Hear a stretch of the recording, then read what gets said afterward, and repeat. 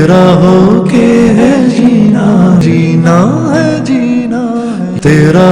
ابراہیم علیہ السلام اپنے مشرک باپ سے مخاطب ہے اور کیا کہہ رہے ہیں؟ یا ابت، اے میرے ابا جان، یا ابت لا تعبد الشیطان، اے میرے ابا جان شیطان کی عبادت نہ کیجیے۔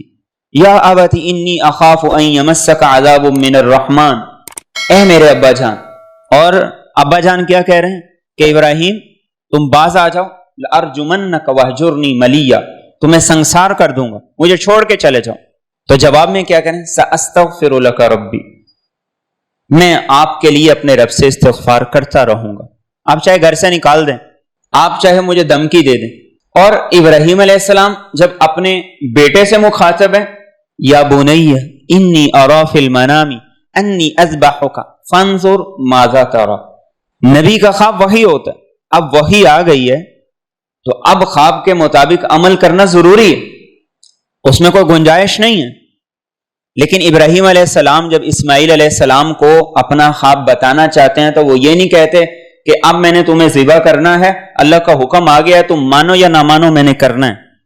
یا بنی، اے میرے بیٹے، انی ارا فی المنام انی اذبحک، میں خواب یہ دیکھا ہے کہ میں تجھے ذبح کر رہا ہوں، فانظر ماذا تری، تیری کیا رائے ہے، تو کیا کہتا ہے۔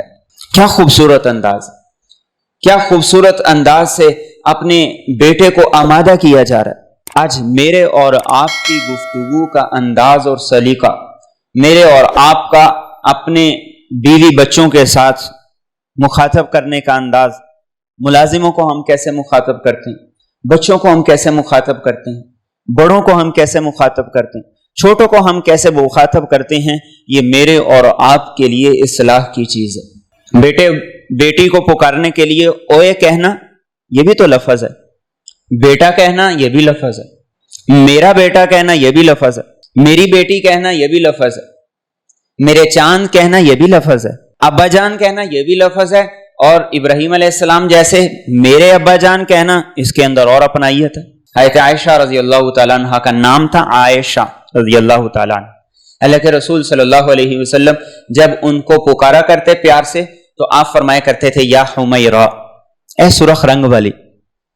کیسا خوبصورت انداز ہمیں سکھایا۔ انس رضی اللہ تعالیٰ عنہ 10 سال آپ کی مسلسل خدمت کی، تو انس رضی اللہ تعالیٰ عنہ کو آپ کیسے مخاطب فرماتے تھے؟ یا بنی، اے میرے بیٹے۔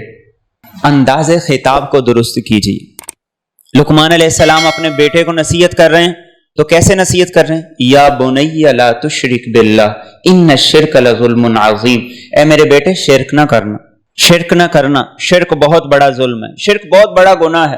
تو قرآن کریم نے ہمیں یہ انداز سکھایا ہے، یہ طرز سکھایا ہے، یہ ادب سکھایا ہے کہ اگر اپنے بیٹے کو بھی مخاطب کریں تو خوبصورت انداز سے مخاطب کریں، بیوی کو مخاطب کریں تو خوبصورت انداز سے مخاطب کریں، بیٹی کو مخاطب کریں تو خوبصورت انداز سے مخاطب کریں، ملازم کو مخاطب کریں تو خوبصورت انداز سے کریں، بڑوں کو کریں تو خوبصورت انداز سے کریں، چھوٹوں کو کریں تو خوبصورت انداز سے کریں۔ ہم بڑے ہو کر تو یہ توقع رکھتے ہیں کہ بیٹا مجھ سے کہے اے میرے ابا جان، لیکن خود ہم یہ نہیں کہتے کہ میں بھی اپنے بیٹے سے کہوں اے میرے پیارے بیٹے۔ استاد یہ کہتا ہے کہ شاگرد میری عزت کرے، لیکن شاگرد کی عزت میں کروں؟ میں کیوں کروں؟ میں تو استاد ہوں۔ آج ہر پیر کہتا ہے کہ مرید میرے ہاتھوں کے اندر ہاتھ ملائیں، اس کو چومیں، میرے سامنے جھک کے بیٹھیں، لیکن مرید کی کوئی عزت نہیں کہ وہ اپنے پیر کے سامنے برابر تو کیا کہ اس کے سامنے وہ سر اٹھا کے بھی نہیں بیٹھ سکتا۔